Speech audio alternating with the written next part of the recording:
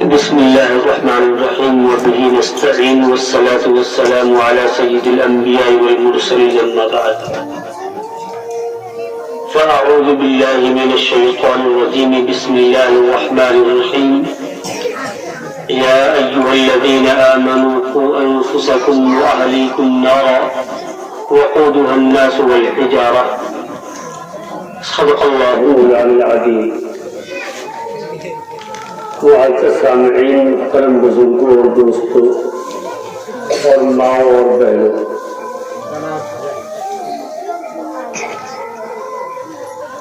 اللہ تبارک و تعالیٰ نے یہ دنیا جو بنائی ہے،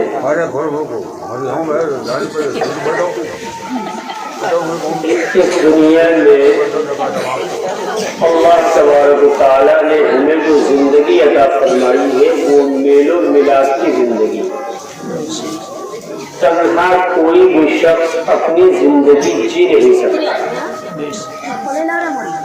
اگر کسی کا کسی گاؤں میں پورے گاؤں سے بائیکاٹ کر دیا جائے، کوئی اس سے رشتہ ناتا تعلق رابطہ نہ رکھے، تو ایسی صورت میں وہ جیتے جی مر جاتا ہے.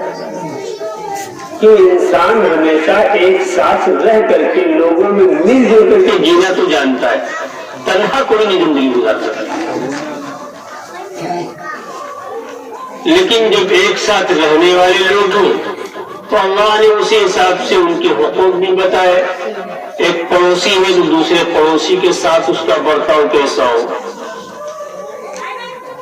ایک مسلمان ہے تو اس کا برتاؤ دوسرے مسلمان کے ساتھ کیسا ہو، باپ ہے تو اس کا برتاؤ اس کی اولاد کے ساتھ کیسا ہو، اولاد ہے تو اس کا برتاؤ اس کی ماں اس کے ماں اور باپ کے ساتھ کیسا ہو، ایک بھائی کا بھائی کے ساتھ برتاؤ کیسا ہو، بھائی کا اپنی بہنوں کے ساتھ برتاؤ کیسا ہو، بہنوں کا اپنے بھائیوں کے ساتھ برتاؤ کیسا ہو. کیونکہ جب یہ سب ایک ساتھ مل کر کے جینا جانتے ہیں، تنہا زندگی نہیں جی سکتے، تو ظاہر سی بات ہے انہیں ایک دوسرے کے حقوق کی رعایت بھی کرنی ہوگی. وہ حقوق کیا ہے؟ مجھے سارے حقوق نہیں بتانے، صرف ایک بات مجھے آپ کے سامنے عرض کرنی ہے جس میں عموماً ہم کوتاہی کرتے ہیں. بچوں ذرا تم لوگ خاموش بیٹھ جاؤ، تم لوگ آگے جاؤ پیچھے. ماں اور باپ عموماً یہ ہوتا ہے وہ سمجھتے ہیں کہ اولاد پہ ہمارے سارے حق ہیں اور اولاد کے ہم پر حق نہیں. اولاد نافرمان نکل جائے، اولاد ماں باپ کو کما کر نہ دے، اولاد بڑے ہونے کے بعد ماں باپ کی بات نہ مانے تو ماں باپ اسے کوستے بھی ہیں، کوسنے کے ساتھ ساتھ ہر قدم پر اولاد کی شکایتیں بھی ان سے ہوتی رہتی ہیں. اور اس سے بھی آگے کسی کے بارے میں معلوم ہو جائے کوئی تعویذ گنڈا کرنے والا ہے تو ابا حضور اپنے لڑکے کے لیے تعویذ بنوانے پہنچ جاتے ہیں کہ مولانا صاحب تعویذ لکھ دیجیے، ہماری اولاد نافرمان ہے، ہماری بات نہیں مانتی. یہ سب ہوتا ہے نہیں ہوتا ہے؟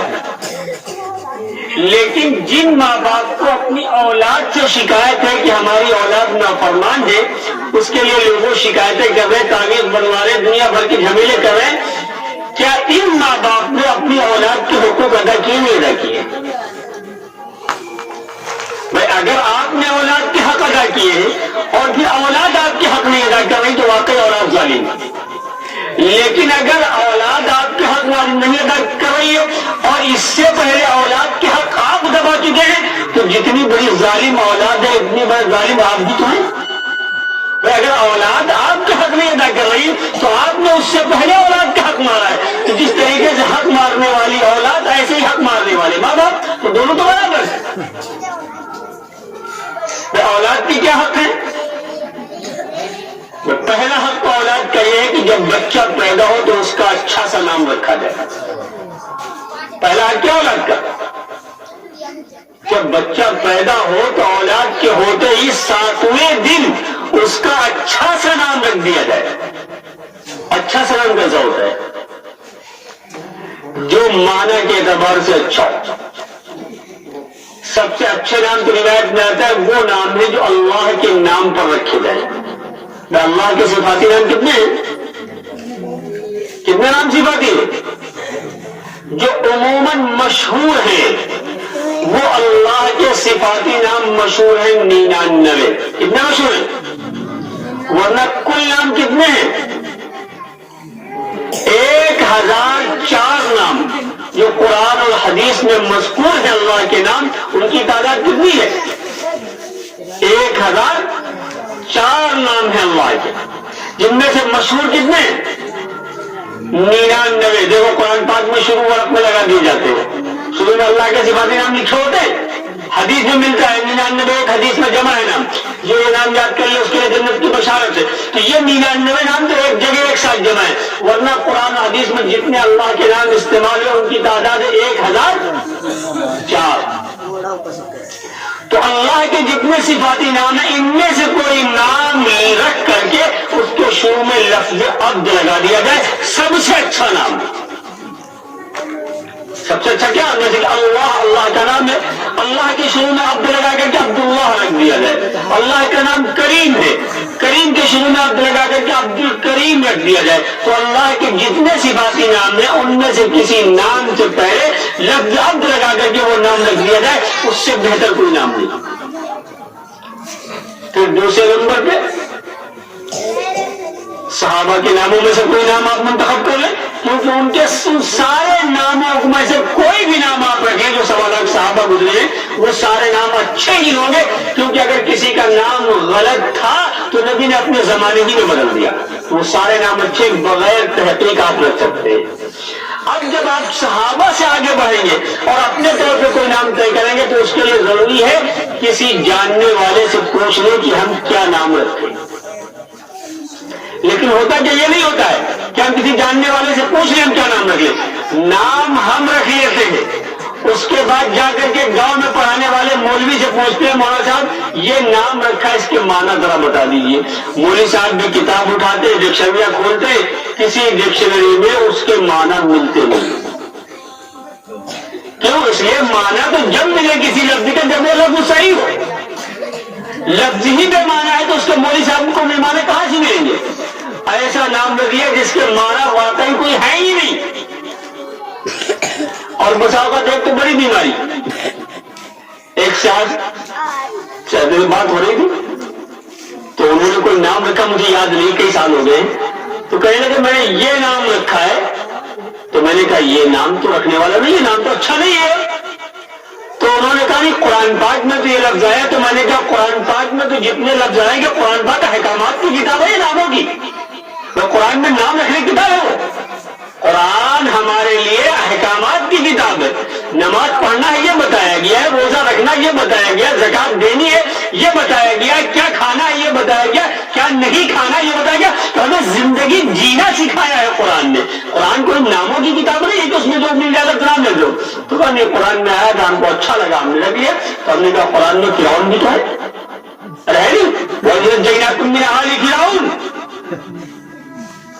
اور زیادہ قرآن میں ہونے کی بات ہے، قرآن میں کیا ابلیس نہیں ہے؟ ہے یا نہیں قرآن میں؟ فَسَجَدَ الْمَلَائِكَةُ كُلُّهُمْ إِلَّا إِبْلِيسَ، سوائے ابلیس کے سارے پر اس کو سجدہ کر لیا. تو ابلیس نے، اور اس سے بھی آگے بڑھو، کیا قرآن میں کتے کا تذکرہ نہیں ہے؟ کیا قرآن میں خنزیر کا تذکرہ نہیں ہے؟ کتے کا تذکرہ اصحاب کہف کا جب ذکر آیا تو کلبہم باسط ذراعیہ بالوصیل کہ 7 لوگ وہ تھے 8واں ان پہ کتا تھا. کیا قرآن میں خنزیر کا تذکرہ نہیں؟ انما حرم علیکم المیتۃ والدم ولحم الخنزیر. تو میں نے کہا جتنی چیزیں قرآن میں سب نام رکھنے کی نہیں تو بڑی مشکل سے بیچاروں کی سمجھ میں آتا مولانا صاحب 8 نام بتا دیجیے. تو یہ بھی ایک بیماری ہے. آئیے دیکھو کبھی نام رکھنے کے لائق وقت نہیں، انہیں مل گیا کہیں اچھا لگا تو رکھ لیا، پھر معنی تلاش کرتے اس کے معنی کیا ہوں گے. تو یہ نہیں، بلکہ کسی جاننے والے سے پوچھو کہ نام کیا رکھا جائے. یا اگر آپ نے کوئی نام سنا ہے تو رکھنے سے پہلے وہ پوچھ لیجیے کہ اس کے معنی کیا ہوں گے، یہ نام رکھا جائے یا نہ رکھا جائے. ورنہ بسا اوقات ایسا ہوتا ہے جیسے کہ ایک واقعہ مولانا جمال صاحب دارالعلوم کے استاد سے انہوں نے نقل کیا اپنا کہ ایک میرے ملنے والے تھے، انہوں نے بیچارے ان کا نام ادریس تھا. تو انہوں نے کہا مولانا صاحب بچہ ہوا ہے کوئی نام بتا دیجیے. تو کہا کیسا نام بتا دیں؟ تو کہا ہمارے نام کے وزن پہ کوئی نام بتا دیجیے. تو مولانا صاحب نے کئی نام گنائے تو ان کی سمجھ میں نہیں آئے، کیونکہ یہ بھی ہے کہ جو نام رکھا جائے پڑوس میں کوئی نام نہ ہو، رشتے داروں میں نہ ہو، گاؤں میں نہ ہو. ایسے نام تو ڈھونڈا جاتا ہے کہ نام ایسا رکھو کہ اپنے گھر میں نہ ہو، گاؤں میں نہ ہو، کہیں رشتے داری میں نہ ہو، ایسا نام رکھو. تو جب مولانا صاحب نے گنانا شروع کیا کہ یہ نام رکھ لو، یہ نام، تو کہا یہ گھر میں ہے، یہ رشتے داری میں، یہ پڑوس میں ہے. تو اب مولانا صاحب اتنے نام لائے کہاں سے اس وزن پہ؟ تو کہا ایسا کرو ہم ایک نام بتاتے ہیں، اس نام پر کوئی آدمی آپ کو نہیں ملے گا، آپ وہ نام رکھ دیجیے. تو کہا کیا رکھ دیں؟ تو کہا آپ کا نام ادریس ہے، بچے کا نام ابلیس ہے، جو کسی انسان کا نام نہیں ملے گا. آدمی کیا بتائے کہ ایسا نام جو کسی کا دنیا میں ہو نہ، رشتے داری میں نہ ملے، علاقے میں نہ ملے، تو اس وزن پہ ایسا نام کہاں سے لایا جائے؟ تو یہ بھی بڑی بیماری ہے. تو اس وجہ سے نام رکھنے میں کم سے کم یہ خیال کریں ایسا لفظ تجویز کریں جو لفظ معنی کے لحاظ سے بہتر ہو. اپنی اولاد کا یہ ایسا اچھا نام رکھنا، یہ ماں باپ کے ذمہ اولاد کا حق ہوتا ہے. اگر نہیں ادا کیا تو گویا کہ آپ نے حق دبایا ہے اولاد کا. اب بتاؤ اگر کسی کا حق مارو گے تو وہ آپ کا دامن پکڑ سکتا ہے یا نہیں پکڑ سکتا؟ انصاف سے بتائیے گا. اگر آپ کا کوئی حق مان لے تو آپ اس کا حق دامن پکڑنے کا حق رکھتے ہیں نہیں رکھتے؟ تو یہ اولاد کا پہلا حق ہے کہ اس کا نام اچھا سا رکھا جائے. دوسرا حق اولاد کا کیا ہے؟ یہ حق جو میں بتانے جا رہا ہوں، یہ حق ادا کرنا مستحب ہے کہ بچے کی پیدائش کے 7ویں دن یا 14ویں دن یا 21ویں دن، کتنے تاریخیں میں نے بتائی؟ 7ویں دن یا 14ویں دن اور یا 21ویں دن مسنون طریقے پر بچے کا عقیقہ کر دیا جائے. کیا کیا جائے؟ کب؟ بچے کی پیدائش کے، ارے ہمارا بولیے کیوں نہیں بولے؟ 7ویں دن اور یا 14ویں دن اور یا 21ویں دن مسنون طریقے پر بچے کا عقیقہ کر دیا جائے. 3 تاریخیں ملتی ہیں، 7واں دن ہو یا 14واں دن ہو اور یا 21واں دن ہو. اس کے بعد اگر آپ کو کرنا ہے تو کبھی کریں، اس سے بحث نہیں. یہ 3 تاریخیں روایت میں ملتی، حدیث میں ملتی. 7ویں دن اگر گنجائش نہ ہو انتظام کرنے میں 14واں دن بھی ہو سکتا ہے، 21ویں دن تک کرنے کی سنت طریقہ یہی ہے. اللہ کے رسول صلی اللہ علیہ وسلم نے حضرات حسنین کا عقیقہ کیا، حضرت حسین کا کیا، حضرت حسن کا کیا. آپ نے ایک جندے پہ کیا. تو بچے کا استعدادی حق یہ ہے کہ بچے کا مسنون طریقے پر عقیقہ کر دیا جائے. ہوتا کیا ہے، بسا اوقات عقیقے سے زیادہ 7ویں دن عقیقہ کرنا چاہیے تھا، اس سے پہلے 5ویں 6ٹھے دن ہم عقیقے کے بقدر خرچ کر دیتے ہیں، چھٹی کر کے عقیقہ نہیں ہوتا. یا ایسے ہی 14ویں دن عقیقہ کرنا چاہیے، ہم دوسرے مہمانوں کو بلا کر کے اور دوسری مصروفیات میں پیسہ بہت خرچ کر دیتے، عقیقہ رہ جاتا بچے کا. تو ہمیں مسنون طریقے پر اگر عقیقہ کیا جائے، بتائیے کہ جو دوسرے اخراجات ولادت کے وقت ہو جاتے ہیں کیا ان سے زیادہ مہنگا عقیقہ ہوگا؟ ارے کیا اس سے زیادہ مہنگا عقیقہ پڑ جائے گا؟ بالکل نہیں. عقیقہ کیا ہے؟ سنت طریقہ عقیقہ کیا ہے؟ عقیقے کا مسنون طریقہ یہ ہے کہ قربانی کے جانور کی طرح آپ لڑکی ہے تو ایک لے آئے اور لڑکا ہے تو 2 لے آئے. بکرا یا بکری 1 سال کی ہونی چاہیے قربانی کی طرح. لڑکا ہے تو 2 اور لڑکی ہے تو 1 بکرا یا بکری جو 1 سال کا ہو لا کر کے آپ اسے ذبح کر دیجیے. اور اگر کسی کے پاس اتنی گنجائش نہیں کہ لڑکے کے عقیقے میں دو تو 1 بھی کافی ہے. گنجائش نہ ہونے کی صورت میں 1 بھی کافی ہے. اگر گنجائش ہے تو کتنے لا کر کے اور ذبح کر دو. تو بتائیے 1 سال کا بچہ اگر ایک غریب سے غریب بھی آدمی کرنا چاہے تو بآسانی اسے 5 سے اوپر نکل جائیے، 6-7 ہزار میں ہو جائے گا نہیں عقیقہ. لیکن اگر عقیقہ کرے تو جھمیلا کرے تو 7,000 میں نہیں بلکہ 70,000 میں کم پڑ جائیں گے. اگر عقیقہ کرنا چاہے تو 7,000 میں ہو جائے گا نہیں ہو جائے گا؟ بھائی آپ کوئی بچہ لے کر کے آئیے اور اسے لا کر کے جمع کر دیجیے اور جمع کرنے کے بعد سنت طریقے پر گوشت کے 3 حصے کر دیجیے.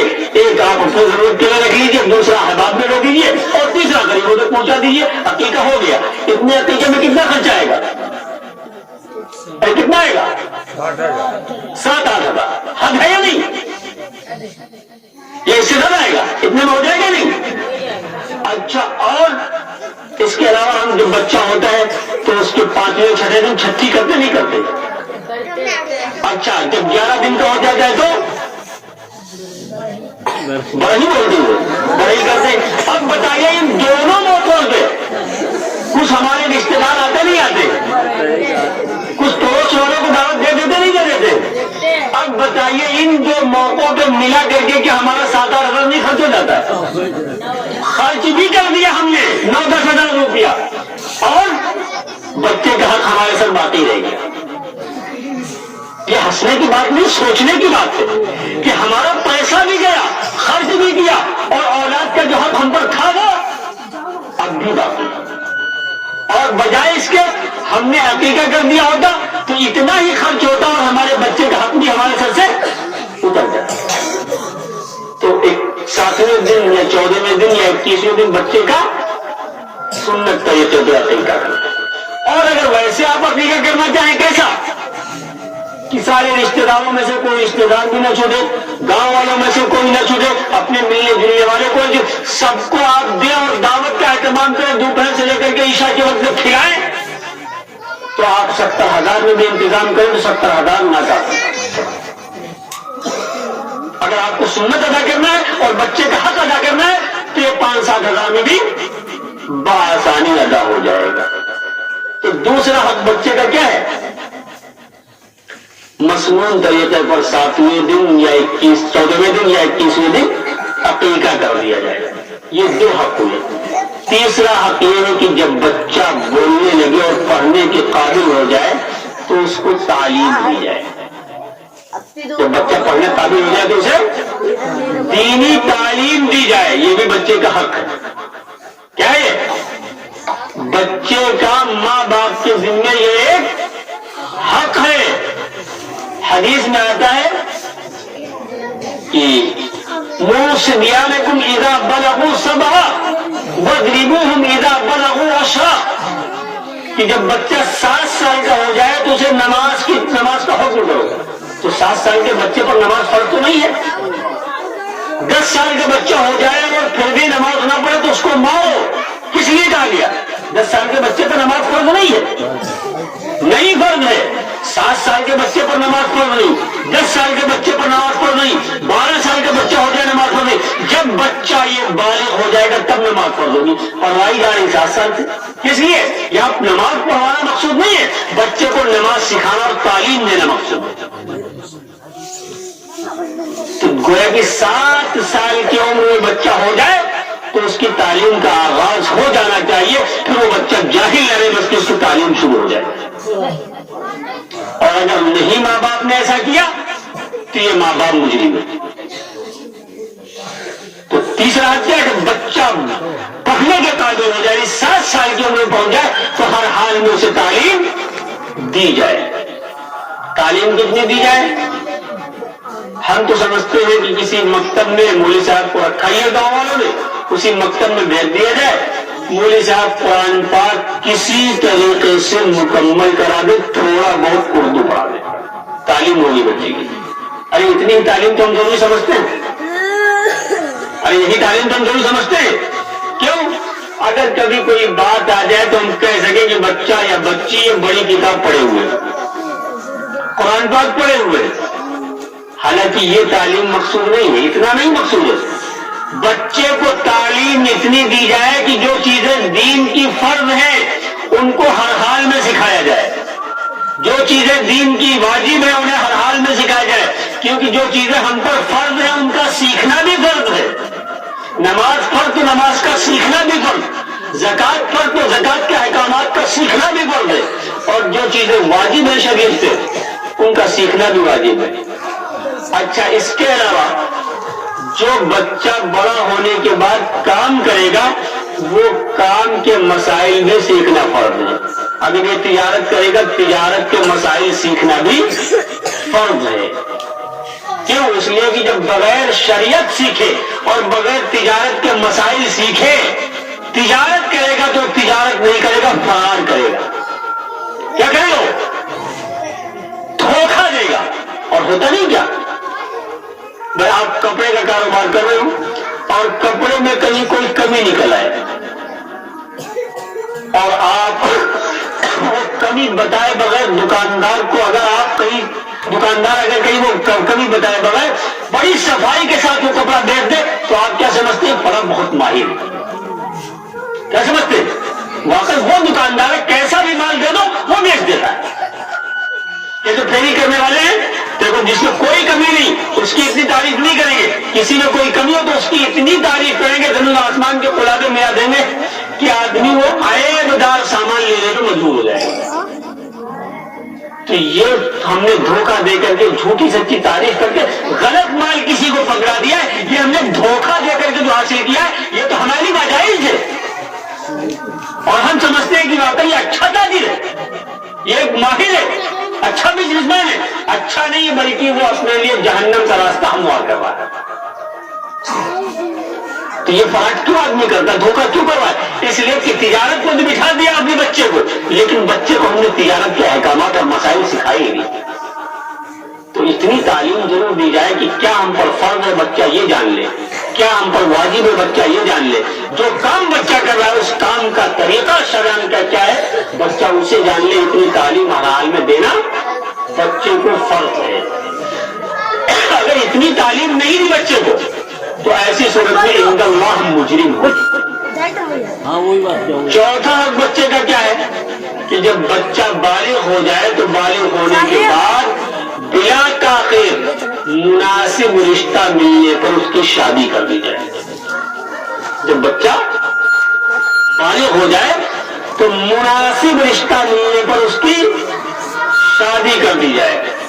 اچھا، اس میں بھی ہم تصاولی برتتے ہیں۔ اس میں تصاولی کیا برتتے ہیں؟ کبھی ایسا ہوتا ہے کہ وقت پر شادیاں بچوں کی عموماً ہم نہیں کرتے، جس کا خمیازہ اولاد کو بھگتنا پڑتا ہے۔ اور ہم سمجھتے ہیں کہ اگر اولاد نے قدم اٹھا دیا تو ہم کیا کریں؟ کیا ہمیں اس میں ماں باپ کی غلطی نہیں ہوتی؟ کیا ماں باپ اس سے بالکل بے خبر ہوتے ہیں؟ کیا یہ فلاں بیچارہ اس کے لڑکے نے ایسا کیا، لیکن وہ بیچارہ کیا کرے گا؟ تو نیک آدمی ہے۔ اگر یہ نیک تھا تو بچے کی ضرورت محسوس کرتا اور وقت میں شادی کر دیتا تو شاید اس کی اولاد یہ قدم نہ اٹھاتی۔ کیا بات مجرم نہیں ہے؟ ارے ہے مجرم نہیں؟ تو جب وقت پہ آپ سمجھتے بہرحال شادی ایک حساس مسئلہ ہے، شادی کرنا ایک ایسا مسئلہ ہے کہ کوئی بھی بچہ یا کوئی بھی بچی اپنی زبان سے یا اپنے گھر والوں سے کہہ سکتا ہے کہ ہماری شادی کب ہو، نہیں کہہ پائے گا۔ یہ ماں باپ کی ذمہ داری ہے کہ بچہ یا بچی بالغ ہو چکے ہیں، اب جب مناسب رشتہ مل جائے تو ہم تاخیر رکھیں، ورنہ اگر اس معاملے میں کوئی قدم وہ غلط اٹھا دیتی ہے اولاد تو ایسی صورت میں مجرم صرف وہ بچہ ہی نہیں ہوگا بلکہ ماں باپ بھی مجرم ہوگا۔ تو اس لیے جب مناسب رشتہ مل جائے تو بلا تاخیر اولاد کی شادی کر دی جائے۔ تو میں نے کتنے حق بتائے اولاد کے؟ 4۔ بچہ ہو تو اس کا دینی اچھا سا نام رکھا جائے۔ دوسرا حق میں نے کیا بتایا کہ جب بچہ پیدا ہو تو اس کے 7ویں دن یا 21ویں دن یا 14ویں دن اس کا عقیقہ کر دیا جائے مصنون طریقے پر۔ تیسرا حق میں نے کیا بتایا کہ جب بچہ بولنے لگے اور تعلیم حاصل کرنے قابل ہو جائے تو اسے دینی تعلیم دی جائے۔ اور چوتھا کیا بتایا کہ جب بچہ بالغ ہو جائے تو مناسب رشتہ ملنے پر اس کی شادی کر دی جائے۔ یہ 4 حق اولاد کے ہیں۔ اولاد کے حق یہ چاروں ماں باپ ادا کر دے، اس کے بعد ساری زندگی اولاد کے ذمہ ماں باپ کے حق۔ اب اگر کہیں ماں باپ نے یہ چاروں حق نہیں ادا کیے تو ایسا تو ہے نہیں کہ اگر اولاد نافرمان ہے، ماں باپ کی اطاعت نہیں کرتی ہے تو اولاد سے اللہ پوچھیں گے، اور اگر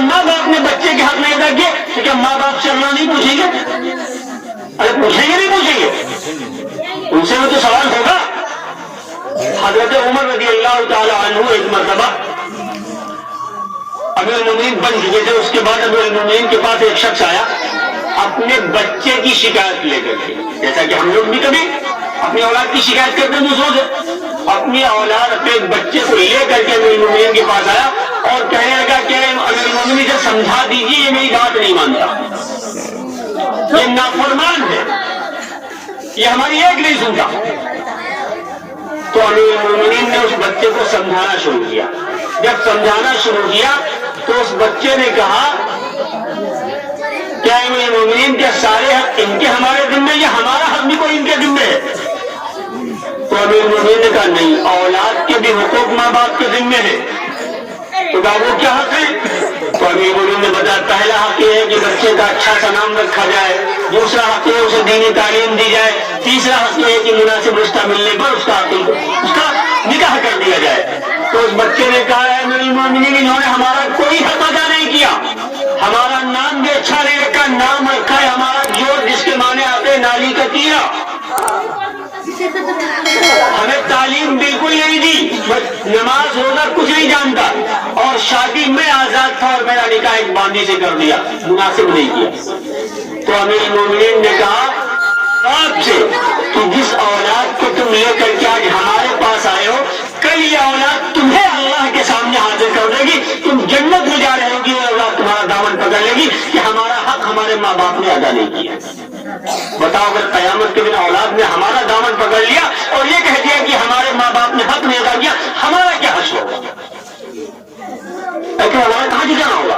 اگر اولاد قیامت میں ہمارا دامن پکڑ کے کھڑی, یہ نہ سمجھے گا کہ ہمارا بیٹا ہے تو قیامت میں ہم کو رحم کھا جائے گا. قیامت کا دن وہ دن ہوگا یوم یفر المرء من اخیہ وامہ وابیہ, ہر ایک دوسرے کو پہچانے گا ہی نہیں. وہاں نہیں دیکھے گا ابا ہم کو ترس کھا جاؤ, بلکہ وہاں تو اپنا حق مانگے گی وہ اولاد. تو اس لیے خدا مجھے کوئی لمبی چوڑی تقریر نہیں کرنی تھی کیونکہ سردی بھی ہے, مجمع بھی نہیں, بچے بیٹھے, لیکن یہ باتیں جو میں نے بتائی ہیں آپ کو, آپ ان کو خدا را اپنی زندگی میں اتاریے اور اولاد کو تعلیم سے آگاہ کیجیے, روشناس کرائیے, آشنا کرائیے, مناسب رشتہ ملنے پر بلا تاخیر ان کا نکاح کیجیے, اور نام رکھنے میں بھی بچوں کی دینی نام رکھنے میں رعایت کیجیے. ورنہ ایسا نہ ہو گئی یہ اولاد اپنے حقوق کا مطالبہ ہم سے مرنے کے بعد قیامت میں کر بیٹھے تو ہمارے پاس شاید کوئی جواب نہ ہو. تو بس یہ باتیں جو میں نے چند آپ کے سامنے عرض کر دی, دعا کیجیے کہ اللہ ہمیں بھی عمل کی توفیق عطا فرمائے اور آپ حضرات کو بھی. لیکن یہ کوشش کریں کہ اولاد کا کیا بلکہ کسی کا حق ہمارے دل میں نہ رکھنا چاہیے, یہ رہنا چاہیے. اگر کسی کا حق لے کر کے ہم دنیا سے چلے گئے تو کیا آخرت میں ادا نہیں کرنا پڑے گا اسے؟ تو اولاد کا بھی حق لے کر کے گئے تو بھی یہ ادا کرنا ہے. لہٰذا کوشش یہ کریں کہ ہماری زندگی میں کسی کا حق ہم پر ہمارے سر پر نہ رہے, اور اولاد ہو یا ہم کسی کی اولاد ہو تو ماں باپ کا بھی حق ہمارے سر پر نہ ہونا چاہیے. ہر ایک کی ادائیگی, حقوق کی ادائیگی اسی دنیا میں کر دیجیے, کیونکہ آخرت میں جو حقوق کی ادائیگی ہوگی وہ اعمال سے کی جائے گی جب ہمیں اعمال کی سخت ضرورت ہوگی. دعا کیجیے کہ اللہ ہم سب کو عمل کی توفیق عطا فرمائے. دعا کریں. اللهم صل على سيدنا مولانا محمد وعلى آل سيدنا مولانا محمد وبارك وسلم. اللهم وفقنا لما تحب وترضى واجعل آخرنا خيرا من الأولى. اللهم انصر الإسلام والمسلمين. اللهم أذل الشرك والمشركين. اے مولا کریم جو سب باتیں کہیں گے ان پر عمل کی توفیق عطا فرما دے. اے مولا کریم ہمارے صغیرہ اور کبیرہ گناہ معاف فرما دے. اے مولا کریم ہماری خطائیں درگزر فرما دے. اے مولا کریم ہماری سیئات کو حسنات سے مبدل فرما دے. اے مولا کریم اس بستی پر رحمت نازل فرما دے. اے مولا کریم یا اللہ اس بستی میں علم کا نور بکھیر دے. اے مولا کریم اس بستی میں حفاظ اور علماء پیدا فرما دے. اے مولا کریم جنہوں نے اس دینی تقریب کا انعقاد کیا ہے, اے مولا کریم ان کا اس جلسے کا انعقاد قبول فرما لے, ان کی محنت قبول فرما لے, کوشش قبول فرما لے, کاش قبول فرما لے. اے اللہ اس سردی میں جو لوگ دین کی بات سننے کے لیے صرف تیری محبت میں آئے ہیں, اے اللہ ان کا آنا قبول فرما لے. اے اللہ آنا ان گنگل کا قبول فرما لے. اے مولا کریم جو لوگ تیرے سامنے ہاتھ پھیلائے, اے اللہ ان سب کی جائز تمنائیں پوری فرما دے. اے مولا کریم تمام دینی تحریکات و تنظیمات جمعیت اور جماعتوں کی حفاظت فرما. اے مولا کریم مساجد کی, مدارس کی, مکاتب کی, مقاصد کی حفاظت فرما. اے مولا کریم مسلمانوں کی عزت و آبرو, ان کی جان و مال کی حفاظت فرما. اے مولا کریم جس نے پروگرام کیا اس کے گھر میں خیر و برکت عطا فرما. اے مولا کریم اس بستی کو رحمتوں سے ڈھانپ لے. اے مولا کریم مسلمانوں کی عزت و آبرو ان کی جان و مال کی حفاظت فرما. ماں اور بہنوں کی عزت و آبرو کی حفاظت فرما. اے مولا کریم پوری امت مسلمہ کو فتنہ ارتجاع سے محفوظ فرما. اے مولا کریم یا اللہ پریشانوں کی پریشانیاں دور فرما. بیماروں کو صحت کاملہ عاجلہ دائمہ مستمرہ نصیب فرما. مقروضوں کے قرضے کی ادائیگی کے انتظامات طرف سے مہیا فرما. پریشانوں کی پریشانیاں دور فرما. اے مولا کریم جو روزگاروں کو حلال روزگار عطا فرما دے. اے مولا کریم یا اللہ تو اپنا فضل فرما دے، کرم فرما دے. اے مولا کریم ہم دارین کی عافیت کے خواہ ہیں. اے مولا کریم جو جہاں کی بھلائی ہمیں نصیب فرما دے.